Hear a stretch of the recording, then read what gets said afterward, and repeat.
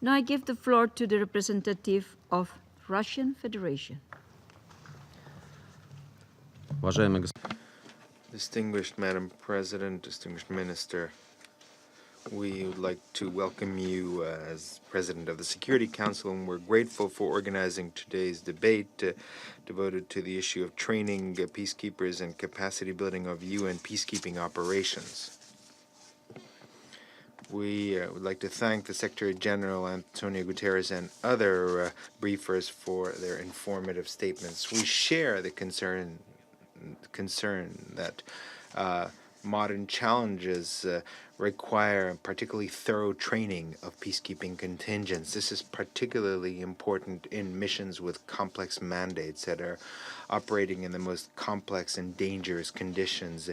High-quality training of personnel plays a determining role in the process of equipping and forming multi-component peacekeeping missions. The effectiveness of UN peacekeeping directly depends on that. The issue of training cannot be resolved by the UN by itself. The main responsibility is incumbent on the member states. We know this from experience. Russian peacekeepers, men and women, are serving in 8 UN peacekeeping operations. Our country is actively participating in providing aviation services for the needs of the UN.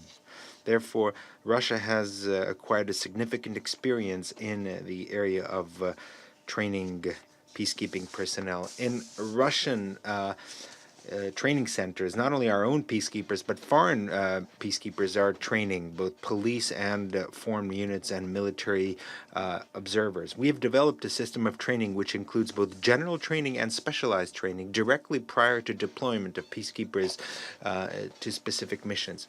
Language training is also adapted to meet the needs of the missions. Madam President, we are convinced on the need for close triangular cooperation and coordination of efforts on the area of training and capacity building between the Security Council, troop contributing countries, and the UN Secretariat. However, no less important are direct contacts between states that are developing training programs and those who take part in those programs.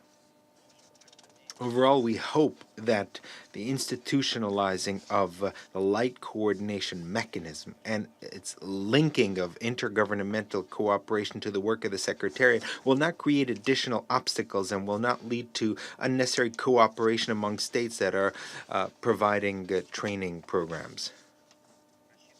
We hope that this measure will lead to a better awareness of among troop contributing countries about the training programs that are available to them.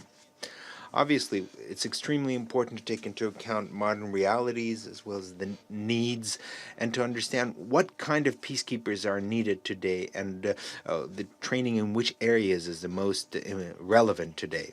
It's important to take into account the views and needs of troop contributing countries. It is precisely their blue helmets and blue berets who understand better than anyone what kind of tasks are to be dealt with on the ground and which skills are needed to achieve those tasks. We'd also like to just mention that the effectiveness and security of peacekeepers does not depend exclusively on how well training was conducted. No less important is how the Security Council formulates their mandate. This perhaps is the most responsible phase where the tasks need to be commensurate to the capabilities. On this point, we continue to be alarmed by the excessive enthusiasm of so-called robust mandates. We shouldn't forget that the right to use force inter alia increases the security risks for the blue helmets themselves. It transforms them into targets or even into a party to the conflict. This should not be allowed to happen. The task of peacekeeping is to maintain peace rather than to create new risks.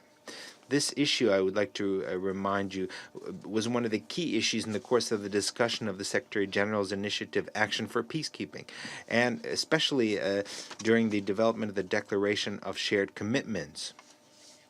It's no secret that in spite of the broad support for these initiatives, states continue to have divergent views on a number of very important aspects. In September of last year, as an official document of the Security Council, Russia circulated our official note where we explain that we cannot support linkage of human rights issues to protection of civilians, because in the second case we're talking about the use of force in pursuant to Chapter 7 of the UN Charter. Obviously, there can be no question of monitoring human rights with the use of force. Now, furthermore, we stress the fact that the priority of the activity of UN peacekeeping missions should be in working with the host governments. Lastly, we're in favor and continue to be in favor of the fact that the key role in determining the parameters of UN peacekeeping, in addition to the Security Council, should be played by the Special Committee on Peacekeeping. In the past, we thought that there was general understanding between the member states of the UN and the Secretariat that work on seeking consensus on general issues of peacekeeping needed to be continued. However, unfortunately, we continued to witness attempts to go around and skip the Special Committee on Peacekeeping and instead try to push through the Security Council issues on which there's no consensus in the General Assembly. Obviously, this kind of approach is not acceptable to us. At the same time, we in no way are trying to deny the importance of the initiatives of the Secretary General on specific issues of peacekeeping. First and foremost, this pertains to training and capacity building of peacekeepers. Here we need to act collectively, finding appropriate and balanced solutions. We note with satisfaction that it is precisely this kind of balanced approach that is reflected in the presidential statement adopted today.